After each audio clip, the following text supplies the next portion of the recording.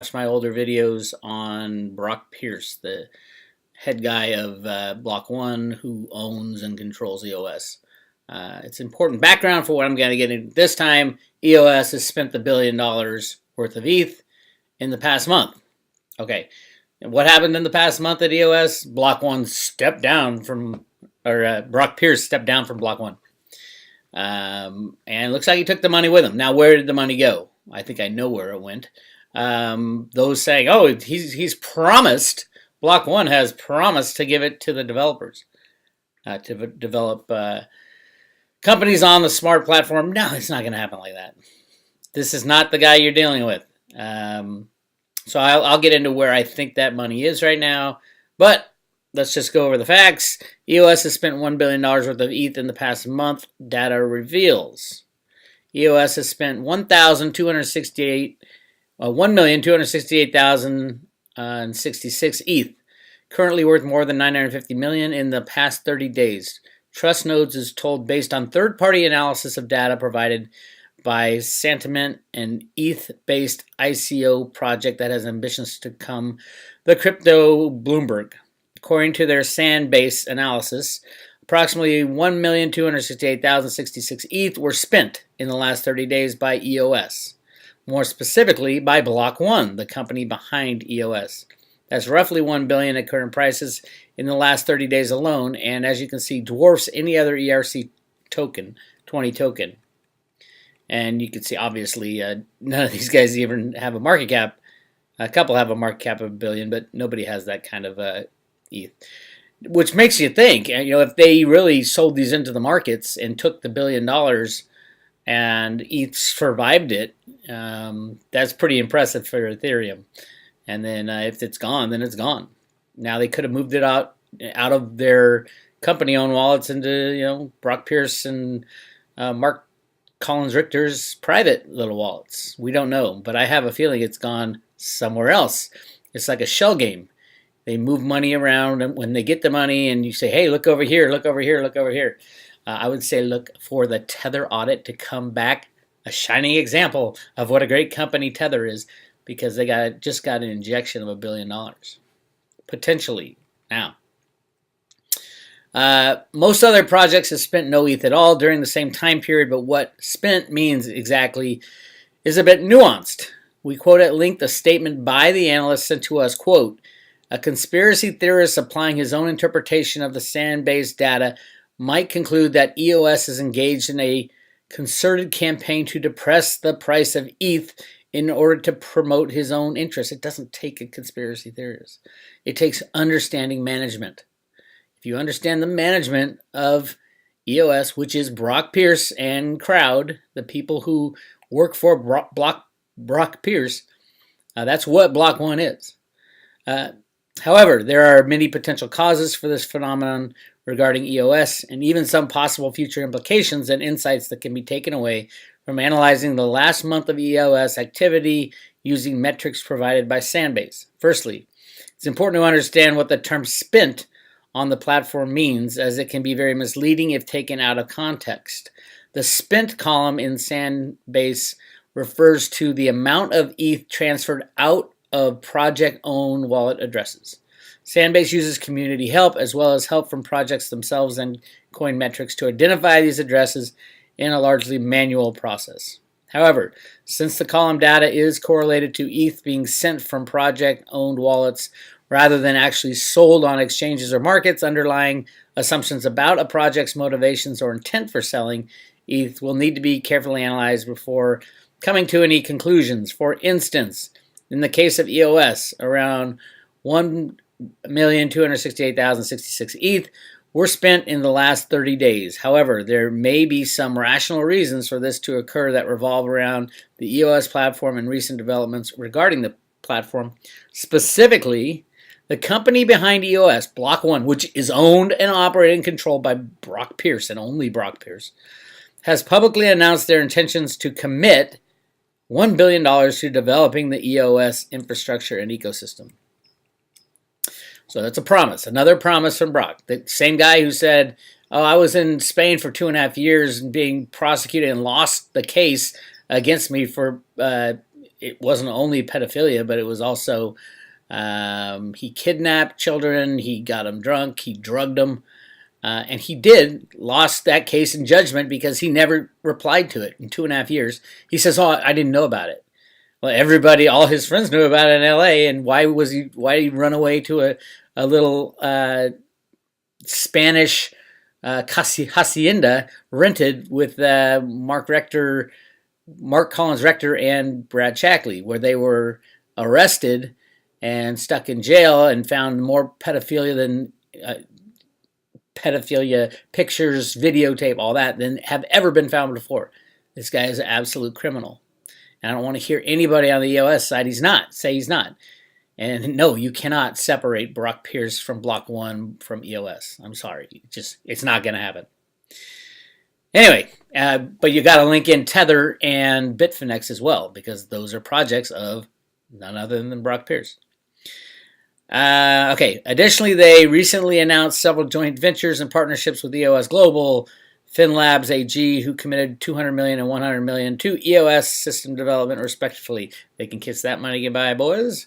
Similarly, EOS launched their Dawn 3.0 pre-release on GitHub in early April, and their ICO is coming to a close in the beginning of June, coinciding with their mainnet launch. Applying this analysis might suggest that EOS is transferring large sums of ETH internally or between partners to prepare for the mainnet launch and transition from ERC-20 to proprietary blockchains, as well as move to set up financial infrastructure support. Block 1 explicitly mentions the proceeds of their ICO go to their company and can be used at their sole discretion. Not only that, they say in their terms and conditions that if you buy into this ICO, you are buying nothing. Specifically, nothing. Zero. You are giving the money. It's insane. So while the numbers of ETH being spent by EOS stand out significantly, logical reasons behind large sums of ETH being moved between wallets are apparent, although other assumptions about the platform, such that they are selling EOS to depress the price of ETH, will be inevitably made. There's also the other fact that Block 1 is a company registered in Hong Kong.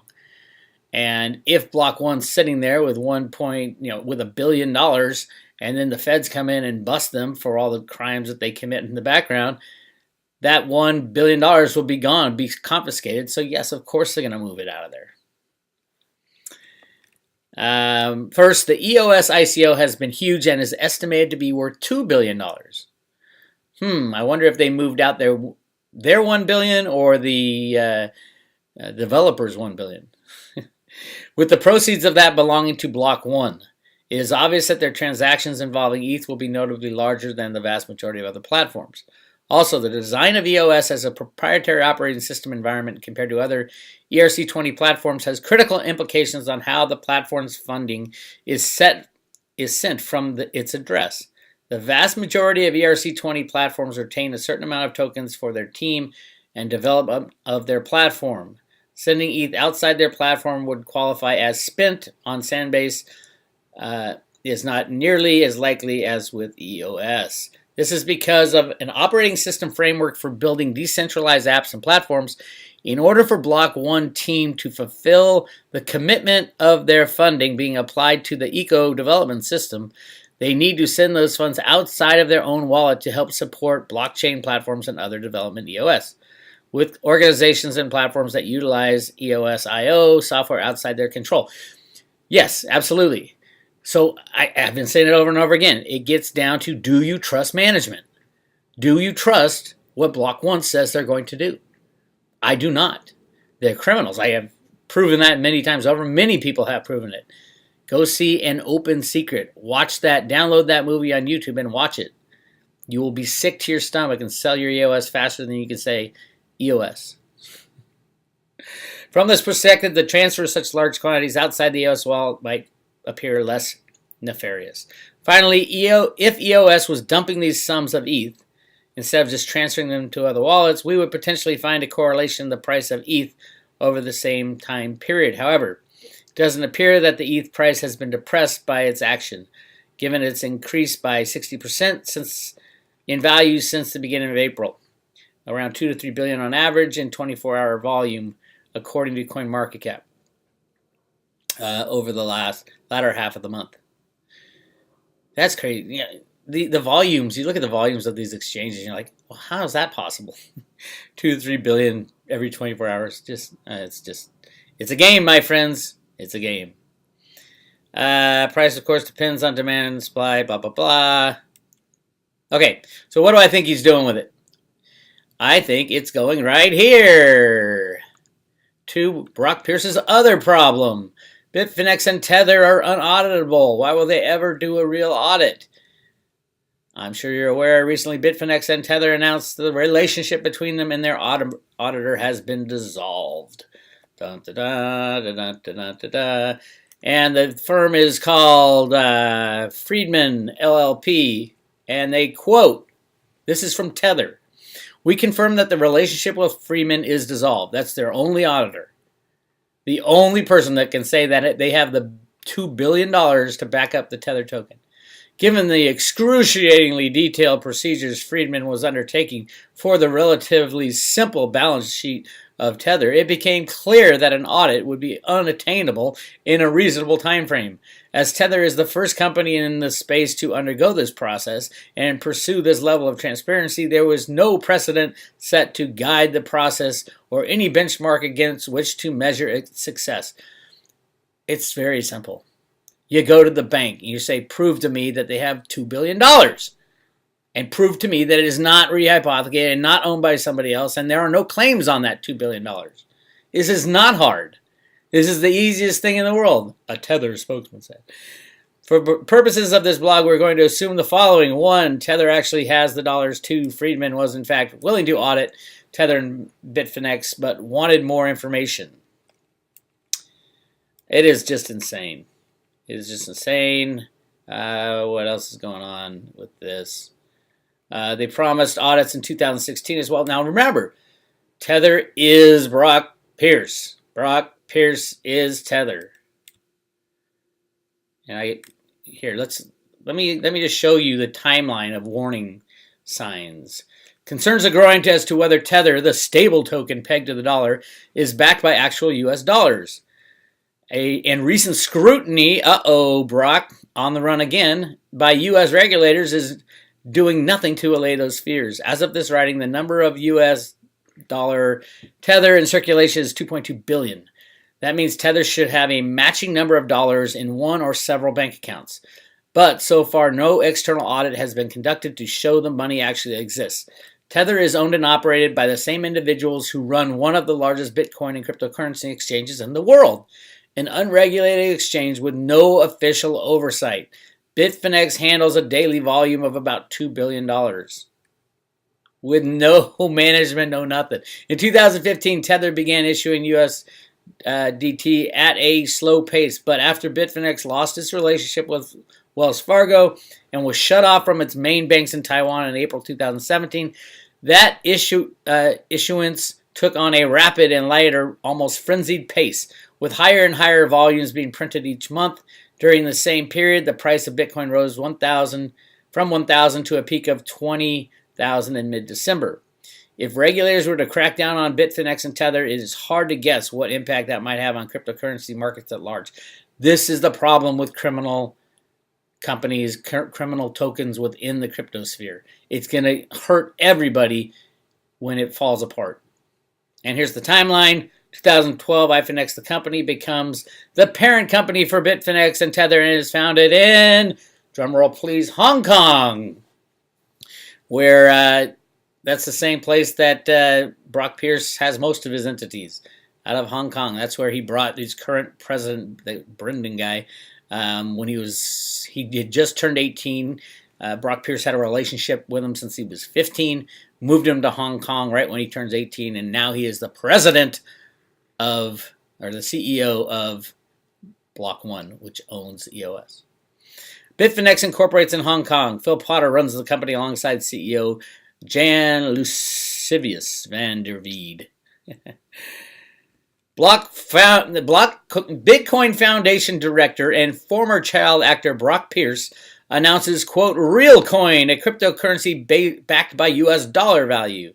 Realcoin is built on Mastercoin, now called Omni, a protocol that runs on top of Bitcoin. Pierce founds the company along with software engineer Craig Sellers and entrepreneur Reeve Collins. That's a little too close to Mark Rector Collins. Collins Rector. Anyway.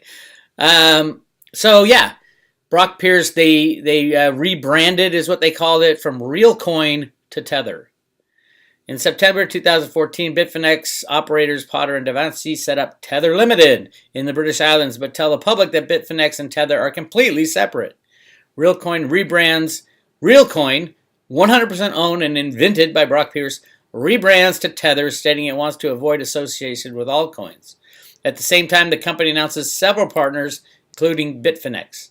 Some question if Bitfinex actually purchased Realcoin and simply wanted to hide the fact that an exchange was issuing dollarized tokens. And then we still don't have the official owner of Bitfinex. I would assume, knowing these guys, it is Brock Pierce and Mark Collins Rector. Or Rector Collins. Collins Rector, I think. Those are the criminals behind the scenes, the masterminds.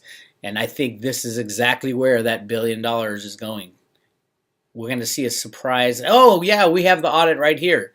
And yeah, here's $2 billion sitting in these accounts when they only had $1 billion just probably before last month when they just cashed, Block 1 just cashed out $1 billion in Ethereum.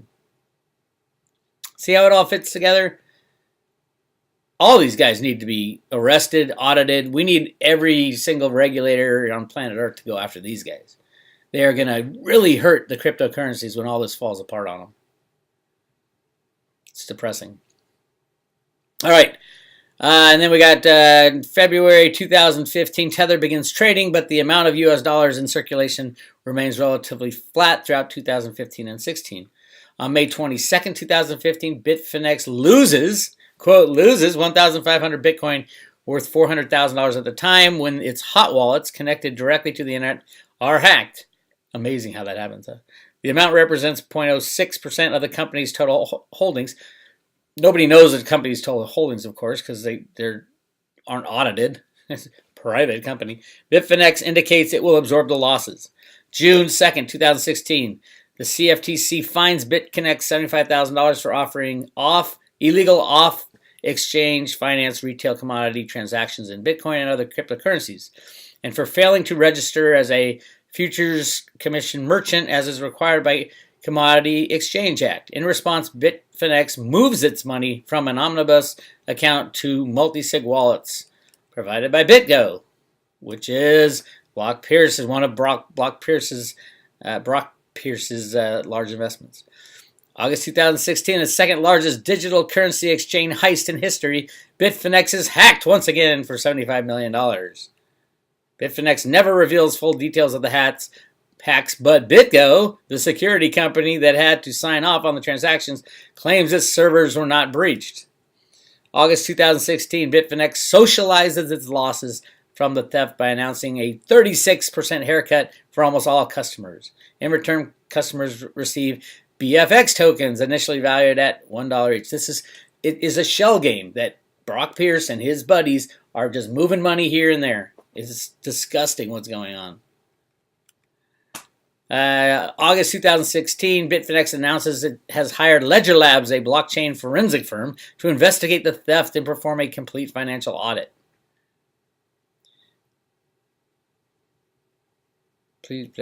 Of its cryptocurrency and fiat assets. Only the public never sees the results of the investigation, and a month later, Bitfinex admits it never actually hired Ledger Labs to perform an audit to begin with. So Bitfinex and Tether, clearly criminal operations. Clearly Brock Pierce is in the middle of that. Clearly Block 1 is owned by Brock Pierce. Clearly EOS has some big issues and problems. October 2013, Bitfinex allows customers to convert BFX tokens at a value of $1 to equity shares in iFinex. To many who have seen the value of their Bitfinex tokens drop below $1, the deal seems too good to pass up. Roughly a third of all BFX tokens are converted 1-to-1 to RRT tokens. March 2017, Wells Fargo, the Last bank willing to process Bitfinex transactions cuts off all services to Bitfinex and Tether, according to court documents in a lawsuit. Bitfinex files against Wells Fargo. Bitfinex is not a direct customer of Wells Fargo, but a customer of 4 Taiwan-based banks. April 2017, Bitfinex announces it's paid off all the debt incurred from the August hack by redeeming all of the dollarized BFX tokens it issued during the haircut. All out of thin air, BFX trading is halted and any remaining BFX tokens are destroyed. It is such a shell game. It's amazing that they get away with this stuff. April 2017, 2 days after announcing it paid off its debt, Bitfinex files a lawsuit against Wells Fargo for interrupting its wire transfers. Tether is listed as a plaintiff. In addition to an injunction order, Bitfinex seeks more than $75,000 in damages. April 2017, a synonymous character known as Bitfinex debuts online. He begins tweeting accusing Bitfinex of creating Tether out of thin air to pay off debts. In January 2017, only 10 million Tether were in circulation. Now there's 55 million. April 2011, Bitfinex and Tether voluntarily dismissed the lawsuit against Wells Fargo. Potter, the director of Bitfinex, admits later that they were only hoping to buy time. I mean, where does it end? That you got to say, why aren't these people in jail? April 2017, following an announcement about Weir delays, Bitfinex announces it has been shut off by its main banks in Taiwan. At this point, Bitfinex moves between a series of banks in other countries without telling customers where the exchange's money is held. May 2017, after declaring that it never actually engaged Ledger Labs for an audit, Bitfinex hired Freeman LLP to complete a comprehensive balance sheet audit. Third-party audit is important for all Bitfinex stakeholders, and we're thrilled that Friedman will be helping us achieve this goal. In August 2017, Bitfinex starts blogging. His first blog post introduces a character he calls Spoofy. A video shows a transfer, Spoofy, putting up a large order of Bitcoin on Bitfinex only to cancel the order as soon as the price of Bitcoin begins to go up.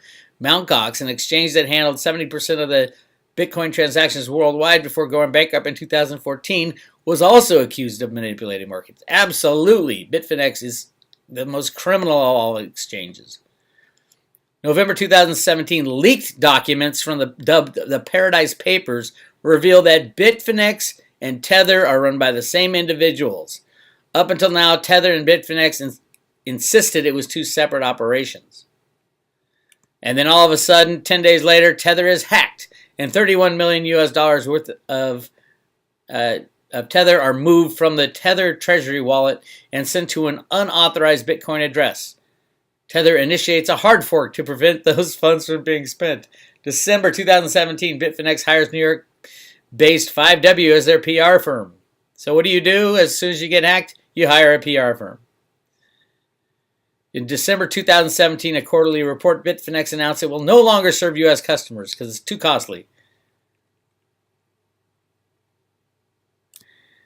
The move, which began in August, follows a SEC crackdown on tokens generated by initial coin offerings, ICOs, that may be securities.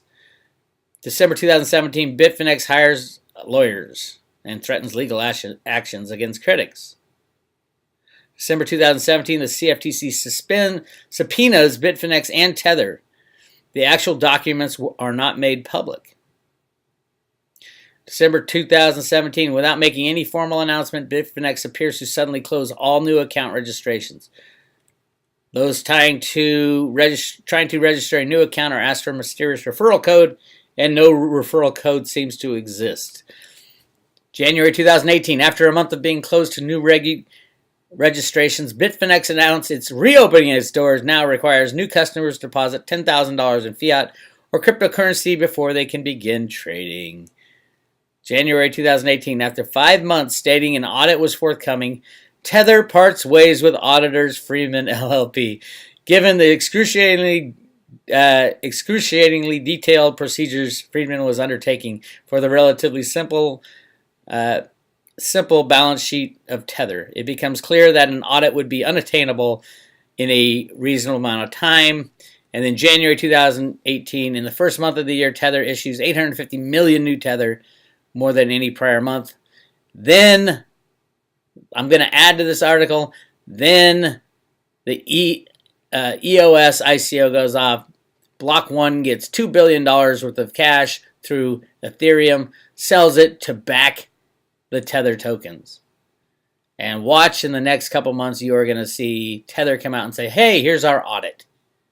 That's how fraud is committed, my friends. It's a shell game and it's ridiculous. It's BigSwear, roadtoroot.com. I'll talk to you guys later.